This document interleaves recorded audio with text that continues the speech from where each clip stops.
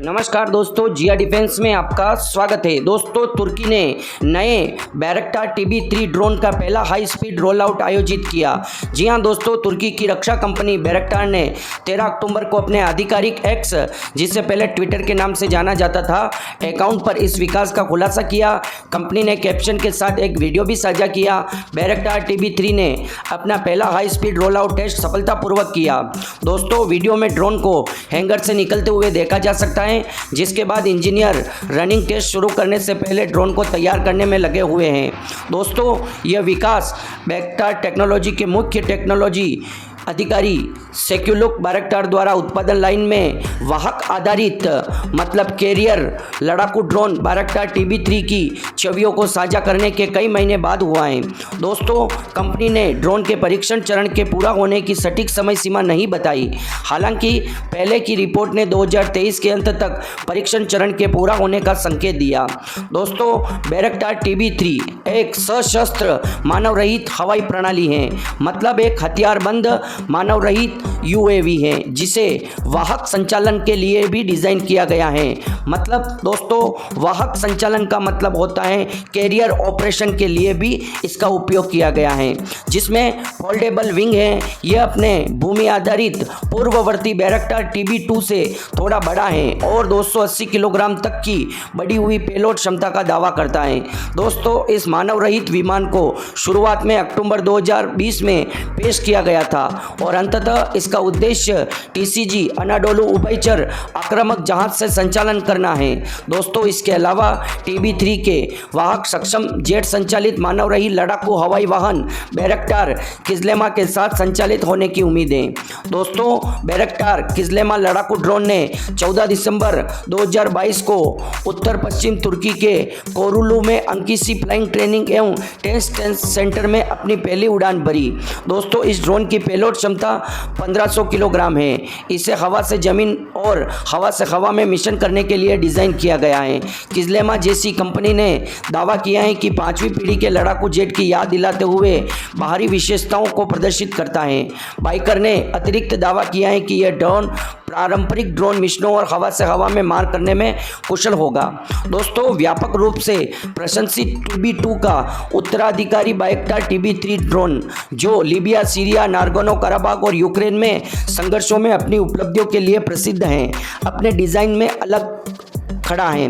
दोस्तों, अपने पूर्ववर्ती से अलग करते हुए TB3 को अपने उद्देश्यपूर्ण ढंग से एक नौसैनिक ड्रोन के रूप में डिज़ाइन किया गया है, जो छोटे रनवे और जहाज डेक से संचालन करने के लिए सुसज्जित है। मतलब दोस्तों, इसको एयरक्राफ्ट कैरियर से संचालन के लिए बनाया गया है, जबकि टर्की के पास एयरक्राफ्ट कैरियर नहीं है, उसके पास केवल एक ड्रोन कैरियर है, उससे ही संचालन करता है। दोस्तों, TB3 UAV खुफिया तो ही निगरानी मिशन कर सकता है। अपने पंखों के नीचे लगे स्मार्ट हथियारों को तैनात करके हमले की कार्रवाई को अंजाम दे सकता है। दोस्तों, TB3 UAV का आकार और क्षमताओं में TB2 से आगे निकल जाता है।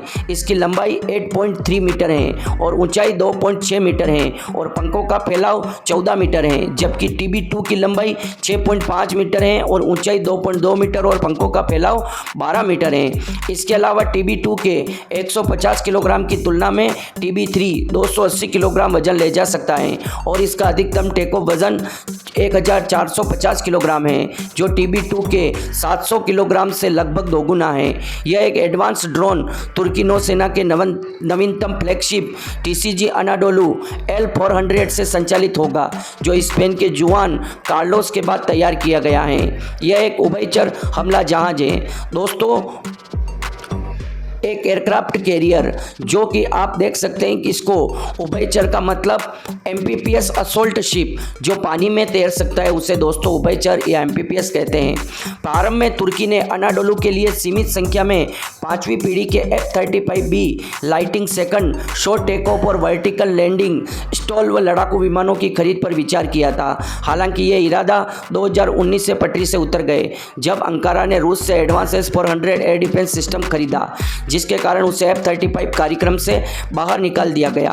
एक विकल्प के रूप में तुर्की ने अपनी रणनीति में बदलाव किया और सशस्त्र ड्रोन विकसित करने और तैनात करने में अपनी अच्छी तरह से स्थापित क्षमताओं का लाभ उठाते हुए मुख्य रूप से अनाडोलू को एक समर्पित ड्रोन वाहक के रूप में तैनात किया।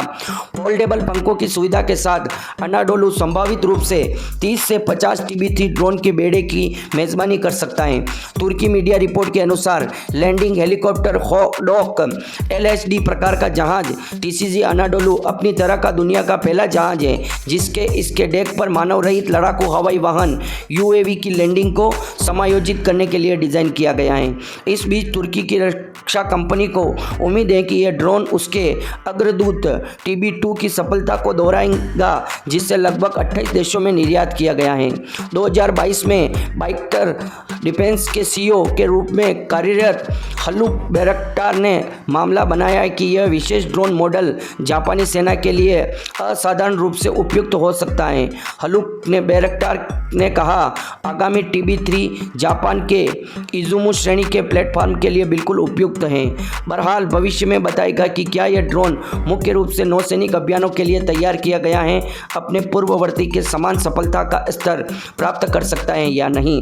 दोस्तों, आपको अब मैं जो बात बताने वाला हूँ किसी को बुरा भी लग सकता है क्योंकि मैं सच्चाई कहने वाला हूँ।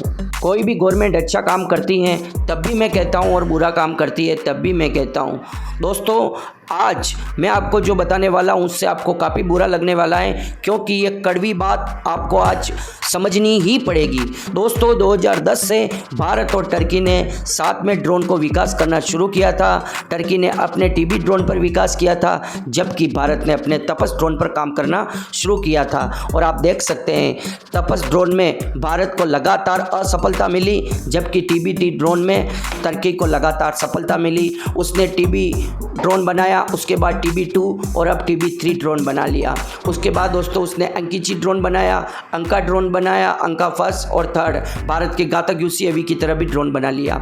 उसके बाद दोस्तों उसने 5th जनरेशन फाइटर जेट बनाया, भारत के तेजस की तरह लाइट कॉम्बैट एयरक्राफ्ट बनाया और उसने 6th generation unmanned fighter jet भी बना लिया जो भारत अभी तक नहीं बना सका। भारत घातक UCAV पर काम कर रहा है और उसके छोटे रूप स्विफ्ट के अभी तक टेस्ट किए जा चुके हैं, पर टर्की ने उसके छोटे रूप को अंका 3 को बनाकर तैयार कर लिया और उसको टेस्ट भी कर लिया है। दोस्तों, हम कहाँ पीछे रह गए, कितने पीछे रह गए और क्यों पीछे रह गए? टर्की अमेरिका से F-35 खरीदने वाला था। S-400 एयर डिफेंस सिस्टम खरीदने की वजह से उसको बाहर निकाल दिया गया, पर दोस्तों उसने अपना दिमाग लगाया, उसने ड्रोन बनाए, ड्रोन के लिए एयरक्राफ्ट कैरियर बनाया और उसने दोस्तों अब नौसेना के लिए भी फोल्डेबल विंग, मतलब जो एयरक्राफ्ट के विंग भी फोल्ड होते हैं नौसेना में, उसने पर फोल्डेबल विंग TB3 ड्रोन नौसेना के लिए स्पेशल तौर पर बना लिया है जो दोस्तों अपने एयरक्राफ्ट कैरियर पर तैनात किया जाएगा। दोस्तों, आपको बता दूं कि आज की दुनिया में आप कितने ही बड़े फाइटर जेट रख लें, एयरक्राफ्ट कैरियर रख लें, पर अगर आप ड्रोन में महारत हासिल कर रखी है तो दोस्तों आपका एक ड्रोन एक फाइटर जेट के बराबर काम कर सकता है। जी हाँ दोस्तों, इतनी कैपेबिलिटी होती है और टर्की के पास भारत जितनी बड़ी सेना नहीं है, भारत जितना पैसा खर्च नहीं कर सकता और भारत के जितना दिमाग और साइंटिस्ट भी नहीं है, पर दोस्तों उसके बावजूद भी उसने high altitude long endurance drone बनाकर दिखाया। भारत अभी तक medium altitude long endurance drone भी नहीं बना पाया है। जी हाँ दोस्तों, अब बात चल रही है कि आर्चर UAV बनाया जा रहा है भारत की तरफ से जो सशस्त्र होगा, हथियारबंद होगा और उसके बाद दोस्तों हेल क्लास का UAV भी बनाया जा रहा है जो भी medium altitude long endurance drone होगा। पर दोस्तों अभी तक हम टर्की की तरह high altitude long endurance drone क्यों नहीं बना पाए हैं? हम अमेरिका से भी खरीद रहे हैं, कुछ टेक्नोलॉजी हमारे को वहाँ से भी मिल सकती है, क्या कमी रह गई है हमारे में? दोस्तों, ये हमारे को वीडियो ज़्यादा से ज़्यादा आपको लाइक करना होगा, शेयर करना होगा, सब्सक्राइब करना होगा ताकि ये वीडियो सबसे ज़्यादा लोगों तक पहुँचे और गवर्नमेंट बॉडी तक पहुँचे और उनको पता चले कि आप वास्तव में बहुत पीछे हो, यहाँ तक कि टर्की जैसी कंट्री से भी पीछे हो जो पाकिस्तान का साथ देता है। शर्म आनी चाहिए आपको, आप उससे पीछे कैसे रह सकते हैं? हम भारतीय हैं, हम किसी से पीछे नहीं रह सकते और हम टर्की जैसी कंट्री से लाखों साल पीछे रह गए ड्रोन के मामले में। हाँ, ये बात सही है कि हम दूसरे मामलों में, हर मामलों में टर्की से कई गुना आगे हैं, पर दोस्तों हमें हर मामले में ड्रोन टेक्नोलॉजी में भी टर्की को पीछे छोड़ना होगा और इसके लिए हमें तैयारी करनी होगी। और मैं ये वीडियो बना रहा हूँ DRDO अडानी ग्रुप जो भी दोस्तों high altitude long endurance drone पर काम करेगा, अमेरिकन कंपनी के साथ, इजरायली कंपनी के साथ जो भी भारत की कंपनी नए ड्रोन पर काम करेगी, मैं तुरंत उसकी जानकारी आपके लिए लेके आऊँगा। और इसके लिए आप वीडियो को लाइक, शेयर और सब्सक्राइब करके रखें और नोटिफिकेशन की बेल को दबा दें और ऑन करें ताकि वीडियो बनाते ही आपके पास जानकारी आ जाए। दोस्तों कमेंट बॉक्स में जय हिंद भी लिख सकते हैं और आज सरकार से सवाल भी कर सकते हैं। जय हिंद दोस्तों।